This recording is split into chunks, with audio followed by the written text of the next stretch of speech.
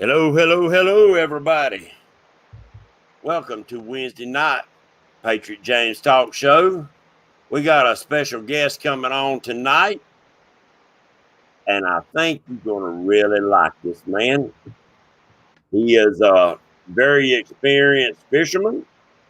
He knows exactly how to catch fish, and if you see my post on Facebook, you can see he catches some big fish. It's Mr. David Magnus. You can see his name there on the screen. But let's get this started with God bless America. God bless each and every one of you and your families. And we hold these truths to be self-evident that all men are created equal and endowed by their Creator with certain unalienable rights. And among these are life, liberty, and a pursuit of happiness. Mr. David Madden is going to get him a drink. He'll be right back. Gives a couple shout outs here to people in chat. We got Carolina Catfish fishing with a squirrel. Richard Cluck, Gary Sharp, Keith DeBose, he's local, or pretty local to me. Stephanie Cluck, Joe Buck 66. We got a few starting. They'll gradually drift in here.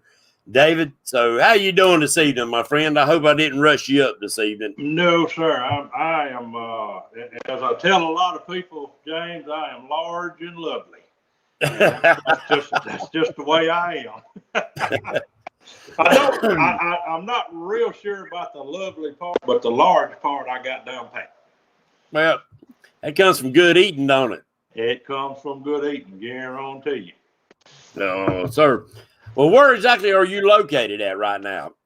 I'm at my house, and I live in Hernando, Mississippi, which about probably everybody pretty much knows Pyramid in Memphis.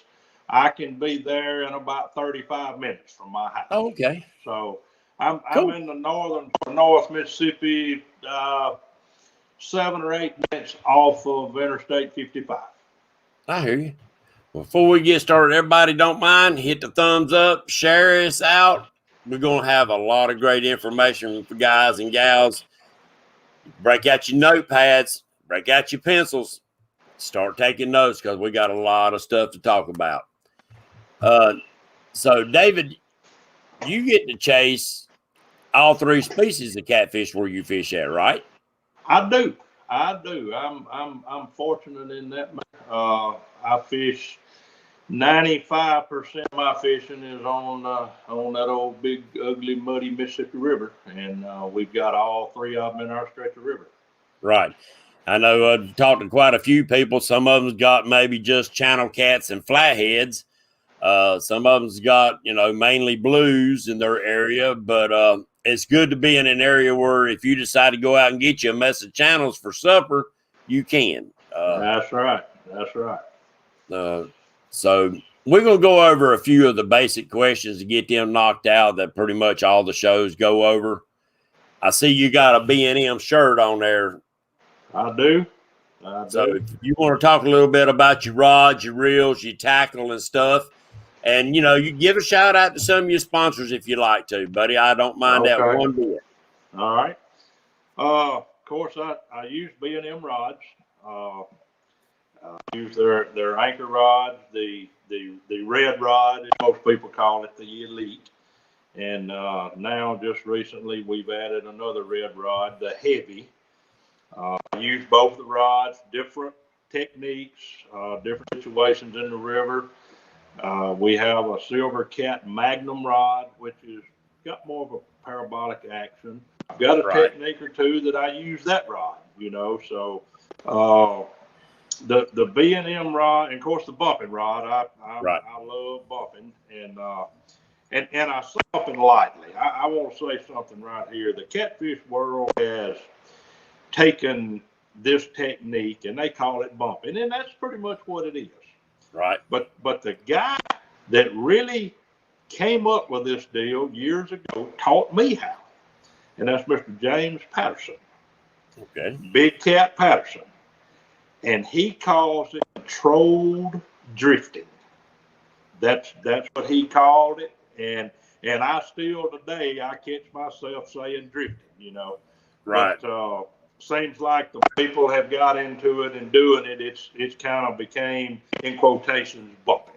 Right. I guess So it's all the same thing. I guess they consider drifting. Now they're drifting with stationary rods mounted, in Right. rod stands, and bumping. You're actually got the rod in your hand. That's right. Before we go any further, I got one question. Do Okay. you consider your rods and tackle and reel and everything a tool instead of just tackle? Absolutely. That rod is your weapon during that battle. The way you handle that rod, the way you control that rod, that's your tool to control that fish. And it's, it's one of those things, I use a 50-pound leader. My mono leaders are 50 pounds, in which catch fish pretty commonly over 50. Right. And you don't break leaders. But the secret to it is use those tools. If you use the rod, let the action of that rod work for you, let the drag of that reel work for you, you won't break line. Now, let me back up and say, okay, shaking his head and turning and those teeth wearing on that 50-pound mono, yes, sir, it will wear enough that it'll finally break, without a doubt. But just a dead straight pull, if you use those tools in your hand, it won't. You can hang on to it. There you go. I don't even call my tackle box a tackle box. I call it my toolbox, because everything in there is a tool and for a very specific purpose. Yep, it is. The B&M rods, they work for me. They're a moderately priced rod. I'm not one to say it's the best rod in the world, because I don't know. I haven't used all the rods. I can't make that comparison. There you go. But what I can do is say that I fish some very tough conditions. I fish current, I fish rocks, I fish log bottoms, and then guiding to puts a lot of it's a rod in somebody's hands on a regular basis. And I use these rods consistently over and over and over without failure, and they serve my purpose, and that's all I can ask for. Yes, agreed, and that's what I've tried to explain. I've done a show maybe a month ago, and it was tools. Yep. Like I explained, if you only fish 4, 5, 6 times a year, you don't have to have a high-dollar rod and reel. Most rod and reels, even if you get lucky and get on that monster, most rod and reels on the market will get at least one monster fish to the bank. Agreed. Even if it's a Zebco 808, yep, you will get at least one good fish out of that rod and reel. So you don't have to break the bank. The only thing I told them is put good line on it. Yep. That's right. That's right. Mono or braid? I use 100% braid on my reels. Right. And I use 100% mono on my leaders. Okay. I run 80-pound braid on my per se anchoring rods, anchoring, walking baits, that kind of thing. Pulling planer boards. If that situation arises, I use the 80 on my bumping reels or controlled drifting reels. Most of those are Quantum name brand, in which they're a low profile reel, tough as nails, 300 degrees wide spool, but drawback is they don't make them more. Really? So Quantum got out of that market for whatever reason. Excellent reels. I mean, I've got some I've been using for 8 years and still going strong with them. But anyway, I do have my bumping reels as a Daiwa Lexa, great reel. I've had good luck with it, and I've just recently purchased an Okuma Kohler, I think it's 350. Right. Hadn't been spooled up line on it yet, so I Okay. can't make a comment about it. But seems like it'd probably be an okay reel, you know. Okay. Cool. The thing about the bumping, you know, I hear occasionally people say, well, my reel's got 28-pound drag, got 25-pound drag. Okay, you know, I set my drags at 6 to 7 pounds. And the thing about the bumping, you're mobile. You get a big fish on, cut that motor off and go to that dude, you know. Yeah.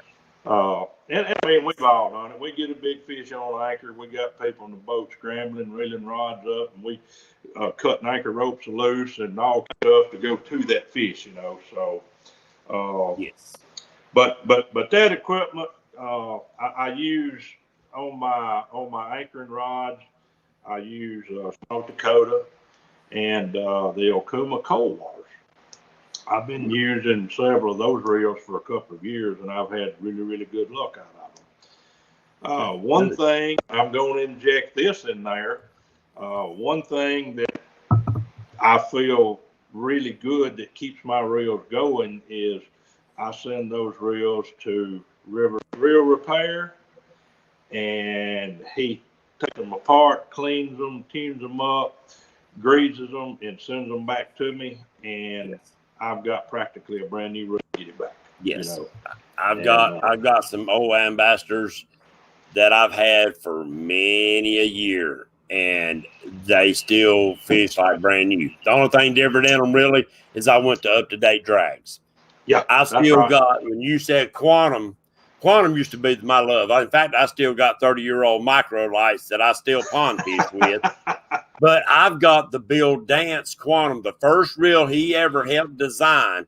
It was for worm fishing. It's an offset reel, and it's low profile. It's got 6 stainless steel ball bearings in it. Yeah. I still got, the only downside of it, if it ever tears up, I'll have to set it on the shelf. There is no parts for it. That's right. And I love that thing. And since I got back into catfishing, I put some good 30-pound braid on there because, you know, it ain't got a spool for a lot of line because it's for bass fishing. And I have yet to catch big catfish on the cotton picking thing. Well, you know, James, it's a world of good equipment out there. It's a lot of good rods out there. It's a lot of good reels. It's a lot of good line. And a whole lot of it is having confidence in what you've got. It don't matter if it's Quantum, if it's B&M, if it's Shimano, whatever. If you've got confidence in it and that piece of equipment works for you, that's all you need. You will learn how to use that tool to the best of its ability. That's right. That's right. You will. My son and I, we competition barbecue in the Memphis Barbecue Network, and I've got a homemade smoker. It's big, but we've got it mounted on a trailer and all that stuff, you know. And he was wanting to buy one of these $5,000 or $6,000 smokers, and I said, son, we're going to take what we got, and we're going to learn to be the best with what we've got. Yes. And we've had some really good luck. We've won some, we've lost some.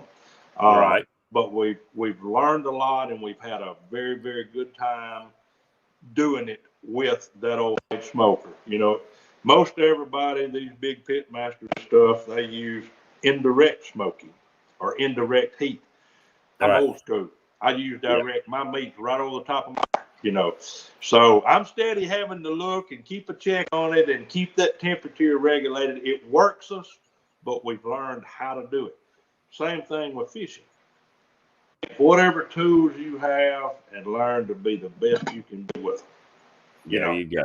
And it'll pay off in the end. Get that confidence in your stuff, and it'll pay off. You know, I could go out and buy some of the best rods. Now, I do have 3 of the James Burke custom rods. You know, James Burke's a great guy. I met him through online, and He liked to see my old gold mining videos. And one day I said, man, I like them rods you make. He said, well, send me some North Carolina gold. I'll send you a rod. And I did. And I actually sent him a little nugget, and he actually put that nugget into my rod. Oh, really? Yeah. And he done it up in red, white, and blue for Patriot. It's beautiful rods. But at the same time, the main rods that I use are actually the Catfish system rods that cost you $20. Right. I like them. They're light. Now they do have that real big parabolic bend in them. Ain't got the strongest backbone, but I've not broke one yet. That's and right. That's it don't break the bank. And if I do break one, I go buy another for $20. Yep, that's right. But with that being said, I just got me some big cat fever rods. I bought them used. So I tell them, you don't have to buy new. You can buy used. People are always upgrading and stuff. And keep your eyes open. But I like them other rods. But am I going to step up? Yes, I'm going to step up, because I don't think I would have the control of that fish like you was talking about earlier with that cheaper rod, because they don't have the backbone. Now, is it going to break? Probably not, because I'm like you. I run a light drag. My thumb's my drag. Yep. But will it work for everyday fishermen that just likes to go out and catch fish? By all means, it sure does. Yep. If I know I'm not going to really get into a bunch of pigs or a few pigs that day, I enjoy taking them, because even the small channel cats are fun. So I'm like you. Enjoy what you can use, build confidence in it, and that piece of equipment will take you a long ways until you can build up enough money to maybe step up the next level to go to a B&M rod or a big cat fever rod or whatever rod that you choose. Now, what kind of hooks and line and stuff like that do you use? You probably said the line. I don't remember. The line that I've been using for quite some time and still using is Rampage. And a guy that was my tournament partner, he distributes this line, and got me to use it. When he first got it, he said, hey, try this and see what you think. It has worked wonderful for me. And I know you can order it through his website, and I know Dale's Tackle handles that line. And but it don't dig in, and it's tough as nails. It's good to me. It has been good to me. And I also use Vicious braid. I have had good luck with the Vicious braid also. So there you go. I use both different, and I really don't see a big difference in either one. They're both very good lines. I'm partial to, if I say it right, Daiichi. But yes, that old hook that's the Team Catfish calls it a double action hook. It's basically a Daiichi hook. I love them. I've had very good luck with them. I have good hookup rates with them. So I don't see no reason to change. There you go. I'm an old Gamakatsu fan, and I've used them for years, even back in the day when they was making bass hooks and stuff. You know, it's hard to break something that, and I've heard people say, well, I broke them hooks. I said, man, you're using a 100-pound braid, and you got your drag locked down, and if you scarred that hook with a pair of metal pliers from the fish before, something's got to give. Something's got to give. That's right. James, let me interrupt just a minute. I just got a notification that I've got like 3% left on my phone. I'm fixing to run grab a charger. I'll be right back. Okay. I'll shout out some names in here while you're gone. All right, we got some more people done come in. Don't mean to skip over you. I see Avid, Mike Irvin, Keith DeBose, Palmetto Cat, Catfishing Pappy. Who else we got in here? I see Lance, Country Boy, Country Boy will be on right after this show. James Albany. Who else we got coming in here? I seen Lyle a minute ago. There's Mark for Catfishing Crappie. Muskrat Adventures. He was on the water today. I hope you done good. I didn't get to watch your whole show. I had to hit the road. Larry King. There's Catfish Weekly. John Patrick Jr. There's Miss Camo's in here. That's probably Brian. It might be Camo. Who else we got? Who else we got? Guys, don't forget, share this up. A lot of great information. We're getting ready to get into some more detailed stuff, so stick around. JNS Outdoors. There's Mr. Maurice is in the house. LG Bass. Who else have we got? Don't want to skip. If I miss a name, guys and gals, I do apologize. We're trying to. There's Miss Lori Mayo. And Brian's in the house tonight with us. I knew Brian and Lori wouldn't miss it. Miss Camo. Who else? I think yes, there's 777s Outdoors. I ain't seen you in a while. Ernie Brown. I think that's all on 3+1 Outdoors. Joe Newman. All right, guys and gals, he's back. So you got your battery ready to go, huh? We charging and ready to roll. All righty. Now, what kind of boat you fishing out of? I fish out of a G3 400, Sportsman 2400. I've had it about a year and a half now. Running a Yamaha 250 on it. There you go. I absolutely love it. There you go. Serves my purpose, does what I want it to do, and I can't ask for no more than that. On the water Sunday or Monday, and I met up with a friend out there on the water, you know, and he led a sea arc, and he made a statement. He's, you know, they're all the same in the end. You know, they're all good boats. Just kind of a preference thing. Yes, sir. I don't have a problem with a sea arc boat at all. Matter of fact, they're fine battleships. You know, I just happen to run G3, and I love it also. The only thing that I've seen, I don't own a Sea Arc. I actually own a pontoon. I actually own two of them. I'm old. I'm about half crippled, so that wide pontoon helps me stagger around and not worry about falling out. And it's something that me and the wife and the grandbabies and stuff can go out and enjoy the day on the lake when we ain't fishing. Yeah, there you go. But the only thing I noticed about the Sea Arc is that they're low to the water surface in the back of them boats. You know what I'm saying? When I see them sitting in the water, I always wondered about them back swells. If something happens, them swells come rolling back in. If you got enough pump to get that water back out quick enough. Right.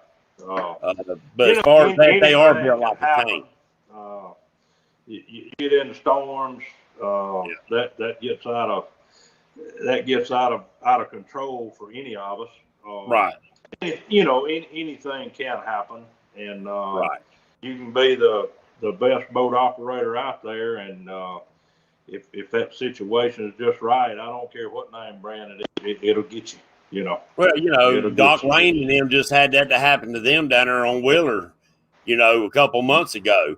And you know, Doc Lane, he's probably one of the most safety conscious people I know. And the motor just died. And when something dies like that and them swells are coming in, there's nothing you can do. Nope. I don't care what name brand it is. It's gonna get you. You know, if that situation gets right, it'll get you. You know. That's right. So safety, guys and gals. Use good quality life preservers. So Doc actually was able to get to another boat, but his life preserver failed. It did not inflate. Oh, really? Yes. I didn't know that. Yeah. Yeah, it's being sent back and it's being tested and put through and find out why it did not open up for him. But luckily, somebody seen what was going on and was able to get to him to get him out of that water. Good deal. All right. Now, we've got through the easy stuff. Let's pick your brain a little bit. All right. Talk to me. All right. Now, I take it that fishing that river bumping is probably your favorite thing to do, right? I absolutely love it. I do. Okay. What helps you choose where you're going to start bumping, say, this time of year, summertime?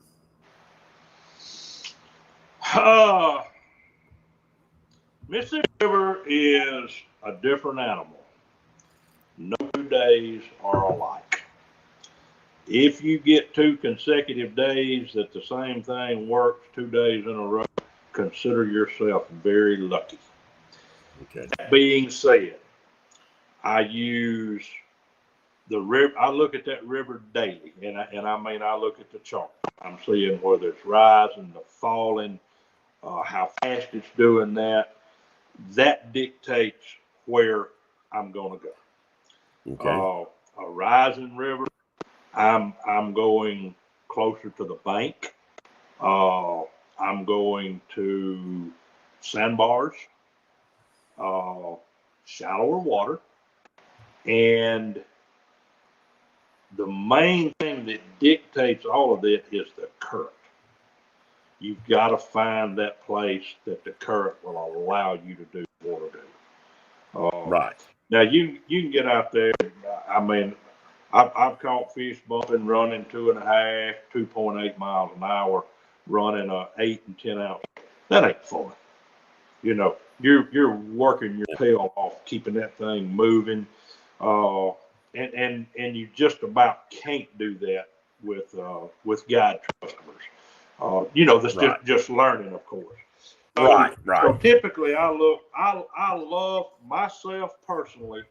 If I'm bumping, I want to run a 3 to a 4 ounce weight. I look for water that I can do that in. Now, Right. that don't mean I don't run 5s and I don't run 6s, because I do. But my favorite would be 4 ounce water. And a falling river, I'm going deeper and going to try to find me something to get on.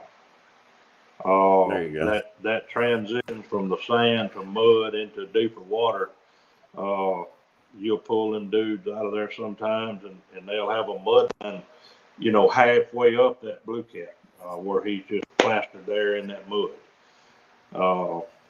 Some other things is the length of your line.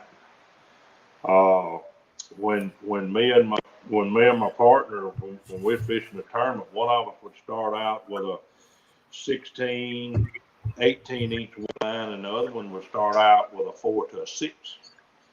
Let the fish tell us what they want. Right.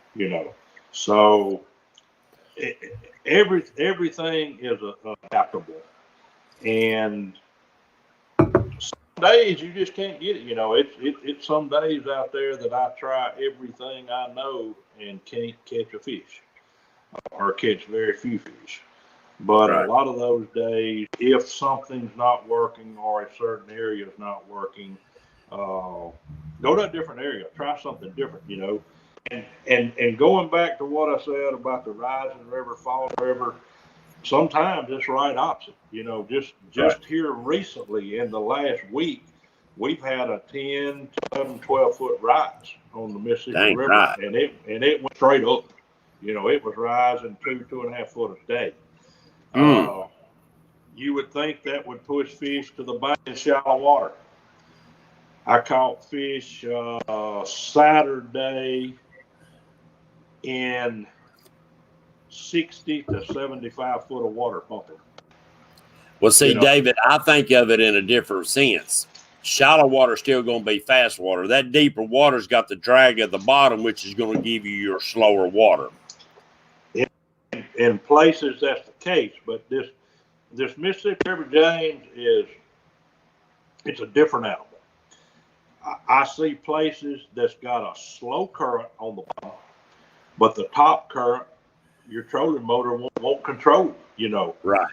And then other places, you run your trolling motor on 3 or whatever and control your boat and get the speed you want, and a 6 ounce weight will fly down the river with you, So you see those current transitions. And Right. it's a place that works with, let's just say the Memphis gauge on 10, a place that you bump and catch fish, that gauge can change to 9 or 11 and you can't fish that place. I mean, 1 foot will make that much difference in certain places. So it's every day you go, you're looking. It's not one of the things, well, I caught fish here yesterday, I'll get them today. It'll make a fool out of you, is what it'll do. okay. Now, when you come into those situations like that, do you sit back and try to figure out what made those changes? What, even if you know you can catch fish in them areas or you've seen good fish in them areas, do you ever sit back and say, all right, the conditions are here. The fish are not wanting to bite. I see the fish, but the water's doing this now instead of that. Do you ever put it in your mind as try to figure out why that is in case you run into that condition again, say in a tournament when you need to figure out what's going on because the next run is going to be an hour up the water? I keep that kind of stuff on my mind constantly. And that's what intrigues me about that Mississippi River. I can't control it, I can't contain it, and I cannot master it. It's a challenge every day, and that's what keeps me going. It's a fickle lady, ain't it? It is. And one of these days, I would like to be able to look in the future and say, yep, I figured this old boy out. But I don't think that's going to happen. There's a lot of them out there trying to do the same thing, been fishing it for many years. Yep. So, but yes, it's a challenge. You know, people, I love to go over to Wheeler Lake and Wilson Lake and things like that, but you've got somewhat some consistency over there. Now, they'll have spring floods and things, and their water will get up and get stupid, but basically throughout most of the year, they have fairly stable conditions. We don't get that lucky. Well, the only thing that I've noticed with lakes is that you actually get micro environments throughout that whole lake. Where a river, you've got current. It's, yeah, you're going to have its changes because of this, but a lake, you actually run into different issues. A flathead in a river is a different beast than a flathead in a lake. They're more of a homebody in a lake, and probably in a river too. I'm not sure. But I just seen that study where them people caught that flathead and it had moved, 260 miles? And I thought, that's unusual for a flathead. I'd expect that for a blue, but so we'll talk a little bit in a minute about some of your lake things that you do. What is your preferred setup when you start your bump and your rig setup? I use it's a three-way swivel, but I don't know exactly what they're called, but it's a swivel made on a swivel. Oh yeah. It's a 3-aught swivel with a 2-aught made off of it, and that's what I use. And I put on my bumping rig, I put my leader with my hook off of the 2-aught swivel. And I put my weight in line with my main line. So you can feel the bottom better? There you go. You've got a direct feel traveling straight through that line. I'm the opposite of that on my anchoring rig. I still use that same 3-way swivel. Right. But I put my hook leader in line with my main line, and I use that 2-aught swivel to put my weight line off of. Right. So, right, wrong, or indifferent, that's the way I do it, and it works. I just feel like that way. You know, the secret to the bumping is you got to feel the bottom. If you don't feel the bottom, you don't know where you're at. You know, has that weight stopped? You're still moving toward it. You got a big U in your line, or did you go over a drop off and that weight's suspended in the water column? That's things you'll learn with time. Right. One of the main things, going back to the guide trips and teach people to do this technique, the main thing that I see them doing is they have a habit of pointing their rod in line, straight in line with their weight. Well, they're not using, they don't get that feel transferred through that rod. All that feel is coming straight up that braid line into that reel. And you don't have the feel as you do if you keep that rod at, let's say, 45-degree angle. That angle can change, but that way when that vibration comes up that line, it hits that rod and you feel it in that rod. So that's the biggest mistake that I see people make is letting that rod tip too low, and they're not getting all of that feel. Gotcha. So that's another one of those learning curves. Right. Brian or Camo, I think he's on her channel. He said, typically, what's the length of your leader that you use? I probably ends up about 33 to 34 inches with the swivel on and the hook on. Right. I generally cut mine 36 inches, and then I still a hook, and then I crimp my swivel ends. I don't tie a knot on that end. I use aluminum crimps, and I end up with roughly 34 inches left after that's done. Okay. Now, what are some of the things, we're going to go over to lakes here in just a second. What are some of the things that you notice that you can use that you learn on the river that you can still use on the lake? Some of the techniques, some of the ways that you fish, and vice versa. Well, when I go over to the lakes, and of course, when I go to Wheeler Lake or Wilson, I'm pretty much going to pitch those planer boards out. Right. I love dragging those boards on the lakes, but in turn, you still got the anchoring. Anchor, spot lock, whatever you want to call it, cast your rods out. The only problem I have is I get aggravated on the lakes if it's a little bit of wind blowing. I have the luxury of current kind of helping keep my boat straight, and then when I get on, I see these guys sitting over there on spot lock, sitting just still as a mouse, and my boat's twisting around like a kid playing with a top, and I wonder, what are they doing? So what are they doing different? and I think, talking to some of the guys, some of them use 2 and 3 anchors, to hold that boat. And that's all fine and well. I don't feel the lakes enough to learn how to do that yet, Right. So it seems to work better. I'll throw those planing boards out, and I'll cut a trail, drag baits, and drag baits, and I can keep boat control and catch fish too. So there you go.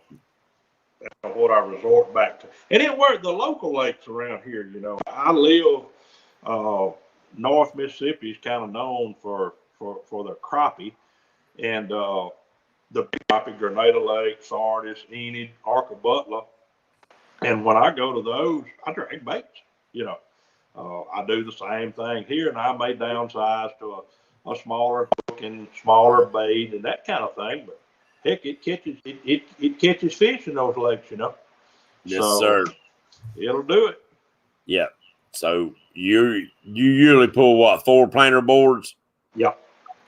I pull 4 planer boards and then run 2 straight behind the boat, and I use a little inline float deal for those, just to give you an indicator, basically, Right. And and usually let out quite a bit of line straight. Right. You may. Yeah, I produce a float. I don't know if Brian told you, but it's It's the Patriot Catfishing float. It's not really a catfish float. I mean, it is, but Junior Proctor, you can look him up on YouTube, Blue Dog Catfishing with Junior Proctor. He uses these floats straight out the back of his boat, but what he does is put planer board clips on them. And he puts them out. That I got. Yep, he puts them out, then he clips them on, and there's days where the floats actually outperform the planer boards. Yeah, yeah. Because they're so far out, I guess. I don't know. That's right. But he's got it figured out, and it's just another tool, that you can use, that you need to make sure that you learn how to use it, because I never would have thought when I started producing these things that there's 9 different ways people have taught me how to use these cotton picking things. And I thought, most people think a float, a little red and white float, you throw it up in shallow water, catching brim and stuff like that. No, they have got it down to a science of using floats to catch catfish, whether it's over shallow structure or deep structure. Yep. Got a guy, he'll throw big, giant brim, bluegill, and float them over top of deep structure, catching flatheads. He'll draw them flatheads up out of that structure. But now you got to be a float watcher, because he'll drag that son of a gun back down with him. But it's amazing that they took one tool that I thought of 2 or 3 different ways of using it, and now I've got a list of 9 different ways that people have learned to use that tool. Yeah. Whether it's my floats or whether it's a float you make yourself or whatever, it's still a tool. Learn to use it. Now, do you like lake fishing? I'm sure you like your river fishing better than you do your lake fishing. I do, and I don't get to go to the lakes much. Right. I've been with my guide business. I stay very busy. But when I do have a free weekend or a free day, I go to the river. I'm looking, my wife and I, we may pile up on a Saturday in December or January, go to the river and stay 2 hours, and we won't fish too. We're riding and looking and exploring and seeing what's changed, what hadn't changed. So that kind of thing, it keeps me on the river all the time. I love to go to South Louisiana, and I'd go down there and carry my boat, and with redfish and trout fish and black drum, and 2 years we hadn't got to go, Right. And we love that. We love the people down there, the atmosphere, and the fishing, Right. And so we just spend our time here on this old big muddy river. Take down catfishing with Kenneth Powell says, "Hello, Captain David." Hello, how are you, sir? And let's see, Mr. Sam Martin from North Dakota. He's way up north. Yes, sir. Now, when you go out, let's stick a little bit on lake fishing. When you decide to go out, do you rely a lot on navionics? Absolutely. I love navionics. That's another great tool to keep in your toolbox, people. The you can first have it right on your phone. The first year that they had Blues on Wheeler tournament, I had never fished Wheeler, never been there. I sat in my recliner. I bought one of these little inverter deals that I took the fish line out of my boat and I hooked it up in the house to 110 current, and I sat in my recliner and I pulled up that navionics map and I marked me 33 spots. My son and I went up there the before the tournament, and we went to every one of those spots. Some of them had fish on them, some of them didn't. But it gave me something. In other words, when I went to the lake, I already knew. I had a plan. I knew what I was going to do. We did the tournament by any means, but we did win big fish in it. And we caught one fish. We had one bite and one fish all day long, and it weighed over 72 pounds. So we felt very accomplished. And we caught that fish on one of the spots that I marked sitting in the recliner in the house. So that made it even a little more special, you know. Oh yeah. Agreed. That's part of learning that tool that you have on hand. And everybody, you can get Navionics on your cell phone. I actually like the mobile app better than I do the app on my depth finder. It's actually more accurate and shows you details that you won't have on your depth finder.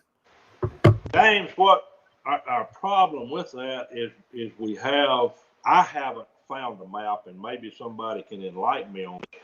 I haven't found a map that's got any detail on the Mississippi River. Right. Now I've got a map that shows the dikes and that kind of thing, which is great. Right. As far as contour lines and holes and shelves, because all that stuff changes. Yeah, it changes from year to year, you know. Right. So, being that, going back to talk about my wife and I on the river riding and looking, that river's low. That's our Navionics. That's when we find stuff. Yep. When that river is low, that's when we find stuff. We go explore, you know. And a lot of times those sandbars, you can see over there when that water comes off of that bar, and you can sit there and say, now I know why I was catching fish right there. It's an 8-foot drop off right there. And of course you can see it, you know, when you go over it with your depth finder, but to actually know it's there ahead of time, you don't. You can't see. You're liable to zoom right past it, headed to another hole, and never take a chance to look at that. That's exactly right. You know, I tell people also to use Google Earth, because on Google Earth you can go back through the timeline. Yes. And if you go back through the timeline, you find those real low water days where the water's extremely low. Yep. You're going to find so many things and holes and brush piles and stuff that you probably zoom right past, that you could have sat and seen the dock from where it is and won a tournament, because now you know they're there instead of going. I love Google Earth finding current lines. You can see that current line just as plain as day. Yes. And bumping a current line is pretty important. There you go. You know, if you're on a flat down through there and you don't have a lot of change, you get on that current line where you've got fast current on one side, a bit slower current on the other side. Those fish move in and out of their feeding. You'll catch fish on a current line. You know, so guys and gals, I hope you just wrote that down on your little tablet, because that was some great information right there that could take a bad day and make it good. Absolutely. Do you ever just fish by your gut? Yes, I do. And sometimes I have a smile on my face and say, yeah, boy. And other times I say, what in the heck did I do this for? So it's kind of hit and miss. But, you know, most anything in fishing, hunting, life in general, go with your gut. Yes. Your gut will almost lead you down the right road every time, you know. I learned something about 2 years ago, David, that it would have never crossed my mind. A buddy of mine, he ain't in here tonight. I don't know what's up. Wampus Cat. That's his YouTube name, Justin. He said, let's go fishing. It was in the very end of January. I said, all right. I know it was cold. Oh, it was cold. He pulled up, and we was sitting in 4 foot of water, throwing baits up in 2 foot of water. Nice sunny day. I thought, what are you thinking? Because I guess that predestined thing that's been drilled in our head over the years, deep water for catfishing, especially wintertime, deep water catfishing. Yep. The sun was shining. We put out baits, and wasn't there 15 minutes and a 30-pound fish come to the boat. Yep. By the end of the day, we had done caught like 3 in the 30s, 2 in the 40s, a bunch of 20s. Just a great freaking day. Yeah. And I got to thinking about that. And I went again in the 1st of February and done the same thing. Not quite as good a day, but I really had to think about it. Everybody said, well, the bait's up in there. Well, there's a little bit of bait up in there, enough for them to feed on. But I got to thinking, a catfish belly is white. His back is dark or darker. Uh-huh. He's right underneath the surface of the water. How many times have you been sunburned swimming? Mm-hmm.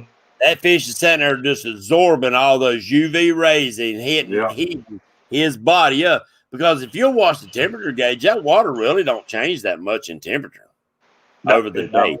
Especially it'll change a little bit. So they're getting warmed up. What bait fish is there might be sluggish. So if he's good and warm, that's easy eating. Well, I'm going to tell you what, the very hardest thing for me to do.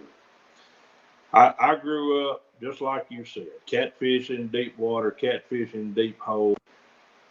I feel as stupid as I can possibly be fishing less than 20 foot deep. But you know what? You fish less than 20 foot deep. Yes. And when you're talking about those fish in 2 foot, 4 foot, 6, 8 foot of water, what makes it so great? That dude don't have but one way to go, and that's yonder way. Can't go down. And you know that 20-pound blue cat in 10 foot of water, you got your hands full. Hey, to see them catfish come up and tail walk on the water. And now, Lord heaven, if you got your bimini top up, he's going to run you around that freaking boat at least once. Yeah. You're going to have to do the pole dance That's where you right. got to hand it in and out. It's just fun. It's fun fishing. But there again, don't let those old myths and those old wise tales and stuff get you so much tunnel vision that you can't think outside the box. That's right. And with that being said, I want to take you somewhere. Okay. We was talking a little while ago before we started the shows about live wells and tournaments and stuff like that in summertime and stuff like that. Let's go over a little bit about what we was talking about live wells, because we had to start the show, so I didn't get to tell you a little bit about the way I've done my live well. You was talking about putting frozen water bottles and stuff in your cooler. You notice those bottles thaw out pretty fast, right?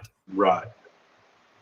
What I've done is I take a triple insulated collapsible cooler, and I've got 25 foot of 1/4 inch copper line coiled up in this thing.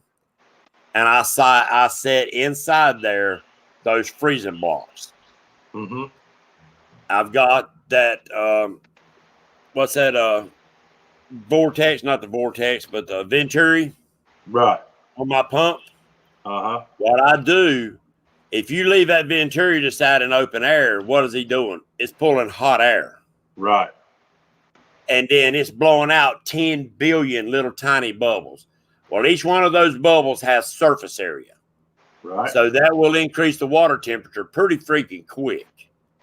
But what I do is I hook mine up to that copper line and let that air pull through that copper line in there. And now you got 10 billion super cooled air bubbles going throughout your whole water column. Not just water bottles up here floating around, but now the whole bottom, the whole middle, and the whole top is actually the same temperature all the way through the whole water column. Plus, you got cooler water, a lot more oxygen, and you're not super cool in one spot of that water. I always worry about shock, because you can jump out of hot water into cold water and it'll actually shock your body. Yep. I just wonder how much of that happens to fish by doing that. So if you're running this like that and you put them fish in there, then that whole water column actually gradually brings his body temperature up to that. And when you get ready to get time to weigh in or whatever, and you go to release that fish, back off on the amount of air coming through your venturi to allow that water temperature to start coming back up closer to your lake temperature. Mm-hmm. Makes sense. Makes sense. Yeah. And I mean, you can do the same thing if you run in oxygen. You can put a coil in one of those ice packs and blow that cold air through Right. the cool air, and then you got a lot cooler air because you got 10 million little old bubbles. Let them carry that cool air through there. There you go. There you go. It's that the live wells, and even right now, just in recent days, on Facebook and whatnot, it's a lot of drama going on about live wells and taking care of fish and tournaments in hot weather, and who knows the proper answer. Right. But I feel like a person should invest in everything that he can to take care of those fish, and it's expensive. I mean, you buy an oxygen system, you go spend $200, $300, $400. But the bottom line is we all want to see those big fish put back in that body of water healthy. Right. And I had it's a gentleman. He's retired now, Dr. Al Scrim. He was a fisheries biologist forever, and I had the opportunity last year. We had a very, very long conversation about live wells. He's actually got an article that just came out in the Fishing magazine, and he sent me a lot of data and research that they had done over the years. The only difference is they don't have any on catfish. Just like most of our research, you don't find a lot of data on catfish, how they travel, how they go. It was done with bass, Yep. So we use that. And I'm going to inject this in here just for a minute. As far as some research on catfish, I know it's several tournaments up and down the Mississippi River here in my area: Memphis, Helena, Rosedale, Greenville, Vicksburg. Myself and another guide, Mr. Bob Crosby, he guides out of Vicksburg, Mississippi. We've been working with the Mississippi Department of Wildlife. We started May of last year, and we're tagging every catfish we catch over 20 pounds and up. And we're putting 2 tags in them, and we record that tag number, record the weight, we record the length, and where we release that fish. They don't care where we caught it, where we release it. But most commonly, 99.9%, we release it right there where it was caught, or maybe drift down the river a little piece. Time you take pictures and but anyway, hopefully, and we've got a tournament coming up in August, the Cat Masters at Helena. I hope somebody catches one of these tag fish. That'd be sweet. If you do, please, it's got a number on there. Call in, weigh that fish, and even if it's one of your weigh-in fish, let's get a weight and a length and call it in. And all we're doing with this is just trying to figure out, where does these big fish go? On those days when we have this 10-foot rise in the river, where do they go? What do they do? And it's going to take years and years to get this research done. We've tagged, I don't know, a good bit over 100 fish, and so far we haven't had any call-ins. And I've tagged a bunch of them in that Helena area myself. So hopefully this tournament coming up, I'll get to see a tag fish caught. I think that's another good tool that when more and more people, you use that tagger.com. Is that what you use? If more and more people sign in and invest in this and do it right, then I think that the fishermen themselves will start creating the studies that we need. Well, just by that information being inserted. I don't use that website. I don't know what the Mississippi Department of Wildlife uses. Right. We get our tags through them, and they're just doing it with us guides. Right. And then we have to fill out a sheet on every fish with this information. Right. We put where it's released. We have to put the closest mile marker on the river. Right.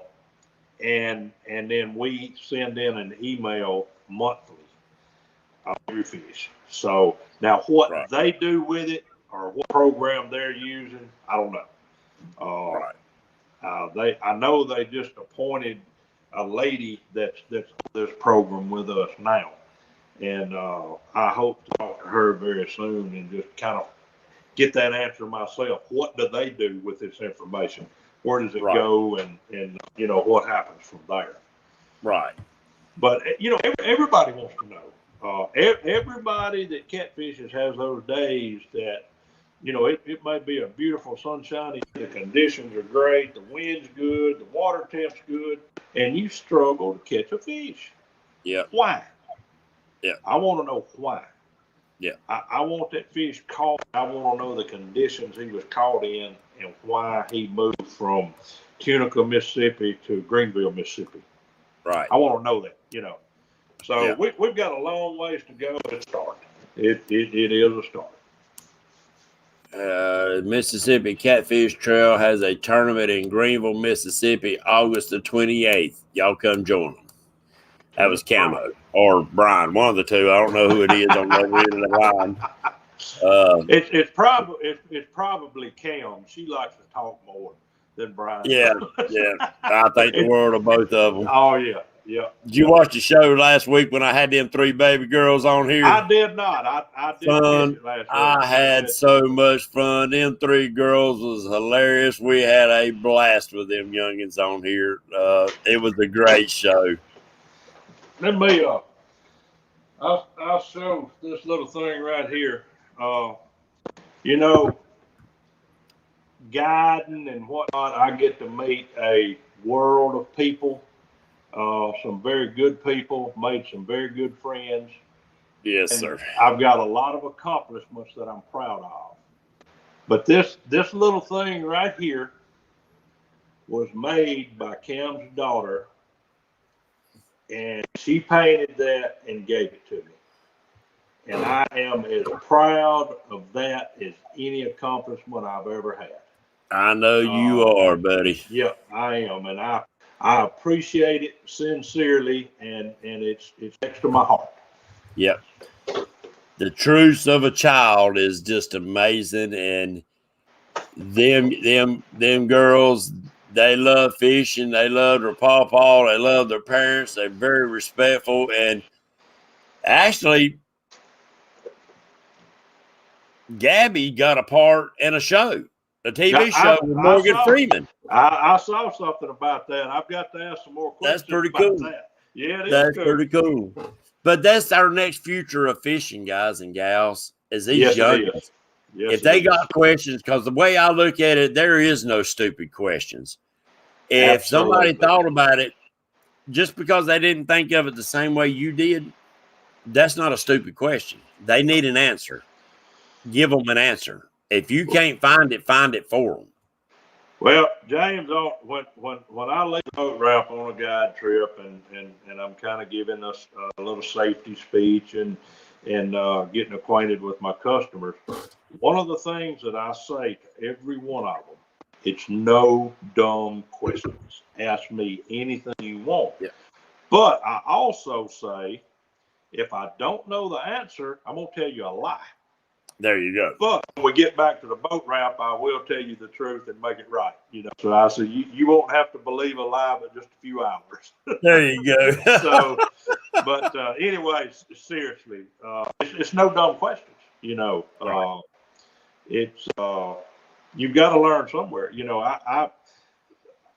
When I learned the bumping technique, I booked a guide trip to Patriotism, and I told him. Never met the man before in my life. I up and called him, booked a trip, and I told him, I said, Mr. Patterson, I don't care whether we catch a fish or not. I want you to teach me how to catch fish. And he taught me some techniques. He taught me how to read the river, and we developed a friendship over the years. We're still good friends today. And one thing I've told him more than one time, I said, Cat, I would love to take a memory stick and stick it in your ear and punch you on the nose and say, download. There you go. That gentleman has a wealth of information between his ears that will be forgotten one day. And Yeah. I wished I had it. I wished I had. But he's got, you talk 40 years of experience on that river, He got it the hard way. He got it the hard way. And, the only way for knowledge to be passed along is for somebody to learn it from them. That's right. Pass it on to others. My father's not with me anymore, and I would love for him to be able to fish with me on Wiley, because when he passed away, I wasn't quite fishing again yet. Right. So he never got to see Lake Wiley because he grew up fishing it with his daddy, but it was nothing but channel cats. But so I didn't get to show him or have days with him on good fishing waters. We went to Santee quite a few times, but mine and Daddy, when we got together to go fishing, our luck was crap. We couldn't catch many good fish. It was just, it was what it was. But I miss those days, and I would love for, people don't think that kids are not paying attention. I promise you, they're learning and learning and learning. Whether they might be banging off the cotton picking walls, but if it's something they really like doing, they paying attention. Yes, sir. And if you teach them the right ways, then they going to make sure that those fish are around for their grandkids to catch one day. Yep. And that's something that we do have to pass along to other people and to our younger people. I hate to see some of the things that's going on with our waters right now. A lot of states don't have the regulations that are protecting our big fish. You got commercial fishing, you got pay lakes and stuff like that. But guys, talking to the right people and in the right way. My wife taught me a long time ago, David, that is learn to pick your battles. Yes. You can fight all you want, but you got to learn to pick your battles and how to approach that battle. And if you pick the right person on the right day, that person's daddy might be that person that will change that law or get in touch with them. If you go up screaming, raising Cain, and showing your tail, that's going to shut them down quicker than anything. Yep, that's right. That's right. So let's do it right. Let's pass it along. David, you're a man of wealth, of a lot of knowledge. Thank you for sharing it with us tonight. Well, I enjoy catfishing. I enjoy guiding. I enjoy meeting people, seeing people catch their biggest fish or their first fish or whatever. And I love talking catfishing. I really do. And I learn a lot talking. I've got several years of experience on the water, but I still ask questions. And it's, you just learn. It's a network of people, and some people aren't as maybe as favorable to do some things or talk about some things, but a lot of them are, and you don't have to ask where's a spot at. Tell me a spot or anything. Just little tidbits of information. Just get a little bit from this guy. Get a little bit from this guy. Get some stuff from yourself and put it together and make it your own. Yeah. Now with YouTube, I will say this, that you need to take everything with a grain of salt, because there are some people out there that sound like they are professors. Yes, sir. That are leading and misleading people in the wrong way. Yes, And sir. I don't mention names because that's on them. If they Yep. can live with it, I dang sure can. I'm just saying, take everything with a grain of salt. That's right. Try it. It might work for you in your Yep. waters. That's Who right. knows? But each one of us have something to learn from each other. We have something to learn from the brand new guy the first time he picked up a rod. Yep. Everybody says, well, he don't know nothing. That guy is thinking outside the box where you're not. There you go. That guy's trying to figure out, he knows there's a big fish out there.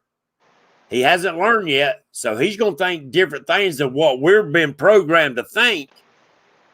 And he might come up with the next biggest thing that changes the catfish world all the way around. Yep, that's right. That's so right. Open your ears, open your heart. We can learn from each other. One of the things I say on here, David, from each one of these people that come in chat, we see new people. I say, share the love, share the bait. Go check out each other's channel. You might just learn something. There you go. There you go. Anything you want to share with them before we get out of here, David? I've enjoyed being here. We'll do it again. I thoroughly enjoy talking catfishing, and I hope that maybe somebody picked up a little tidbit of info that may help them grow in the catfishing world. And like you said, take some things with a grain of salt. Some things I may have said tonight, some things I may do, things I may not work for the next guy, and it's okay. That's the reason we have a lot of different products out there. That's the reason we have a lot of different techniques. Is find out what works for you, get confidence in it, and go for it. Yeah. You know what you're saying, that technique might not work like you're presenting it, but if you tweak it just a little bit, exactly, it might be the next best thing you've been looking for. That's right. That's right. You know, I'll go back to a question earlier about the length of leaders that you bumping. I've seen some people that running probably 5 foot, maybe 6 foot of leader. You know, it works for them. I've never tried it. I've never run it that long. I can't say whether it works or not. But I do know the people that I've seen do it weigh in a lot of fish. You know, there you go. So it works for them. Right. The 36-inch leader works for me. You know, so and it may be the technique that I bought. You know, our techniques, our style is different. I'm sure. And that varies from person to person. So who knows? And it might be the type of water that they fishing that they need to use that longer leader. That's right. You know, that makes it a more natural presentation for the way they're doing it. That's exactly right. Exactly. David, give a shout out to your sponsors and stuff, and thank you for wearing the red, white, and blue on your shirts, my friend. Yes, sir. It means the world to me. You see my skyline back there. Yep, I got you, man. I got you. So give a shout out to everybody that helped support and sponsor you, and tell them about your guide service if you don't mind. All right. I own and operate Cat and Around Guide Service. I live here in Hernando, Mississippi, and I predominantly do my trips out of Memphis, Tennessee, Tunica, Mississippi, and Helena, Arkansas. And most of the time where we go is dictated by river conditions. Sometimes some route may be usable, may not be, that kind of thing. Anyway, my sponsors, we've talked about B&M poles. We've talked about Daiichi hooks, which are 2 wonderful products. Another sponsor, that's Reel Repair. If you need those reels clean, taken care of, tuned up, get in touch with them, send them reels, and they'll get you taken care of. And then again, I'm using some reels that's several years old that still going strong. You know, Drake waterfowl. A lot of people know about the Drake waterfowl, the waders, the Drake clothing. Drake, in the last year and a half, have got into a line called Drake Performance Fishing, in which we're offering the performance shirts, the long sleeve shirts, the hoodies, the summertime hoodies, Right. that kind of thing. And they actually offer a product. It's a rain suit, wind suit, in which we, a lot of us have them. But Right. I've been using this Drake for about 2 years now, and it's awesome. It's good stuff. Cool. I'm very well pleased with it. So if you market for the performance clothing, fishing line, and whatnot, give Drake Performance Fishing a look up. It's based right here, pretty close to me. Just it's in the county I live in. So that means a lot to being, right here local also. Another product I use that I absolutely love is Is what? You rig broke up. wrap. Rig wrap. Okay. If you ever seen that stuff, Yep. it's just storage solutions. Yep. I pick up all my own leaders and everything at home. I store it in that. When I go to a tournament or go on a guide trip, I'm not sitting there tying stuff. It's already pre-done, it out. I put it on. I can break off bumping. If I'm in a tournament and you give me 60 seconds, I'm fishing again. Right. So I like that stuff. It's another of those products. I've heard some people say they don't care for it, and that's okay. It works Yep. for me. Yep. It works for me. That's what counts. Yep, it is, and it goes back to what you got confidence in, and what you use. Other than that, that's about all I've got. I do appreciate you asking me to be a part of this, and I have thoroughly enjoyed it. And hopefully it'll help somebody. My honor. Only thing I asked, do you fly a flag on your boat? I do not, but Please put one on there.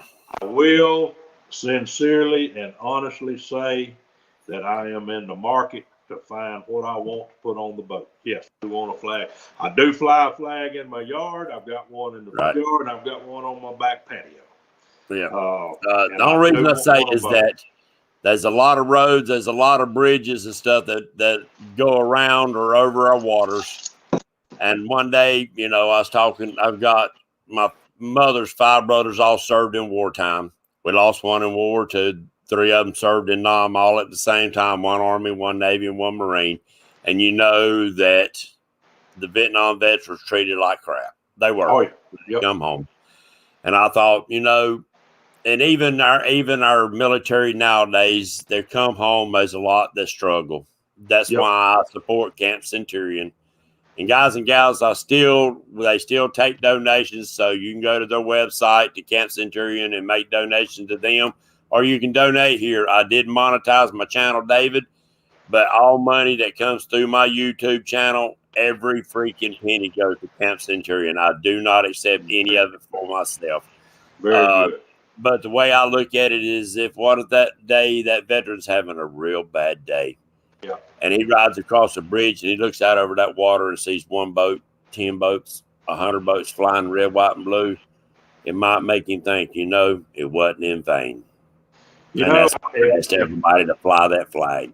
If we've got just a moment, I'm going to tell something real quick. Oh, we got all the time in the world you want. I had a couple that's here local. They booked a trip, no fishing. They just wanted a river tour. Oh, and we left out one afternoon, and the lady, her dad, 92 years old, I believe he was, 90 something. He was on the boat, and then his second wife, his previous wife, had passed away. Anyway, we put in at Memphis at Mud Island, and we went downriver, and we went in McKellar Lake, and just showed them the industry and all that stuff, and then we went north of Memphis, a pretty good ways up there, and was just looking at some structure and stuff on the river and explaining things. And my goal was to make late enough in the afternoon that the lights on the bridges, I-40 bridge, would be on when we come back downriver. Right. And anyway, we were coming back down there, and we got to where we could see the bridge, and the lights weren't on. I slowed the boat down, and we were just not much above an idle speed, just basically rolling with the current. And we were walking, and we were probably a mile north of the I-40 bridge when the lights came on. I had no idea, but those lights came red, white, and blue. Oh, I hear you. And this gentleman he had served his time, and he had a tear run out of the corner of his eye. And he said, David, that's the prettiest sight I've ever seen in my life. And I've got chills telling this right now. But you're about to bring me to tears, buddy. I'm telling you, that one experience right there, that trip did me more good than it did him. You know, yeah. And that's one of those things I'll never forget. Captain David, that's the prettiest sight I've ever seen in my life. You know, and that man was proud of his country. He was proud of what he did to help make the country what it is today, and I support it 100%. Sure. Yeah, it's just when you see all the bad news and stuff, sometimes you lose faith and you think that, what are we leaving our country? What is it turning into? There's some people out there that, like them 3 young girls that was on last week. Yeah, they renew your faith. They really do, and you think, all hope ain't lost. It's right. Not. And but I had a question. Well, actually, it was a statement come to me, so you brought me to tears. I'm so passionate about it. But I had somebody say, well, James, not all of us can be as patriotic as you are. I said, by God, you better be. Why aren't you? This is your home. Yeah. Without those millions of people that give up their life for this country, you wouldn't get to go fish. That's right. And you would go to a job where they pay you what they gonna give you. You gonna earn everything for those governments. If you can find a better country, move your tail there. I'll buy you a freaking ticket. But don't question my patriotism and say, well, not everybody can be. By God, you better be. Yeah. Why can't you be? That's true. Why can't you be? That's true. Too many of them, just like I told you, the gentleman that come fish my tournament. That young man, David, was blown to bits. Yeah. He sacrificed, knowing that he might not survive that, dove on a grenade to save his 12 buddies that was right in the middle of, surrounded by over 100 Taliban shooting down on them. Yep. He dove on a grenade to sacrifice himself for them. And it scares me to think, are there any youth out there that would do that today? Yeah. James, but I've got a nephew, my wife's younger sister. Her son graduated high school, valedictorian of the class. He got about every honor you could get in football, baseball, basketball. Very athletic kid. And what impressed me about him, before he graduated, he knew what he wanted. This kid has gone into the Marines, and his goal is a Marine sniper. And he is succeeding. He's been very, very accomplished in what he's doing. And I am extremely proud of that kid. Super, super smart. Super smart. Well, you tell him Patriot James thanks him. He made a decision to serve his country, and buddy, I am one proud uncle. I'll promise you that. I know you are. I didn't get to serve. I had too many medical conditions from birth. They wouldn't let me in. My cousins, my dad, my uncles, my wife's father was a 2-time World War II vet. And so this is my way of giving back. Right. And I give these guys and gals and that come in chat an avenue to help too, that they might not know where to reach out and help or who to help. Right. And I do the research and make sure that they can trust who they give to. Yeah. I work with Reese Across America, which I'm getting ready to start putting up flyers there. You know what Reese Across America is, right? I do not. You can reach out to Reese Across America, and what it is they put the wreath. You can buy a wreath for $15, Okay. And every Christmas, these wreaths are placed on veterans' graves. And you can go to their website and choose. It might be a cemetery close to you that your family and stuff are buried in, that they'll be doing it there. And if they are, then go volunteer. They'll have dates when they'll be there to put the wreaths out. Volunteer your time to go out there and help them place them wreaths. You know, it's an honor. Yeah, without a doubt. So I'll be posting it up on my website. Now we're friends on Facebook and stuff. Okay. I finally got the flyer and stuff, and I'll be posting this stuff up tomorrow on my Facebook page about Race Across America and a few other things that with the Camp Centurion and stuff. You can go on their website if you want to make a donation. Camp Centurion is a veterans home that we're just about got it up and running, that they're going to bring in veterans that needs help and rehabilitate them and get them back out in life. Get them jobs, whatever it takes to get them back out in life. Very good. Good. You know, guys and gals, you can reach out and you can help. There's no place close to you. I'll give you some places that you can reach out and help. But David, make sure you tell that boy when I said thank you for what he's doing. It means the world.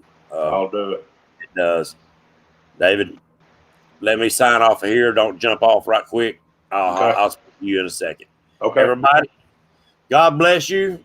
God bless America. Thank you, David, for coming in here, and we'll do this again on another night. Take care, everybody. See you next week.